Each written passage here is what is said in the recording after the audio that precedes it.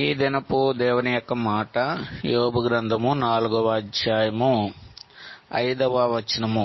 శ్రమ నీకు కలుగగా. శ్రమ మనుషుడు యొక్క జీవితంలో శ్రమ కలిగినప్పుడు మనుషుడు దుఃఖానికి గురవుతాడని లేఖనము తెలియజేస్తుంది. అంతేకాకుండా లేఖనాల్లో వ్రాయబడినటువంటి మాట, శ్రమ కలిగినప్పుడు నువ్వు కృంగిన ఎడల నువ్వు శాతకాని వాడు అవుతావని పరిశుద్ధ గ్రంథం బహు స్పష్టంగా తెలియజేస్తుంది.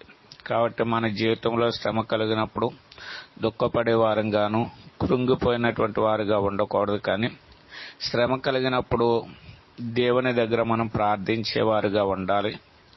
మన శ్రమలో వాటిని జయించడానికి, దేవుని దగ్గర శక్తిని పొందడానికి ఆయన అడిగేటటువంటి వారుగా ఉండాలి. ఆయనే మనకు శ్రమలో శక్తిని ఇచ్చేవాడు. కాబట్టి ఆ రీతిగా మన జీవితంలో శ్రమ ఏర్పడినప్పుడు దేవుని ప్రార్థించి ఆయన ఇచ్చే బలాన్ని, శక్తిని పొందుదుముగాక.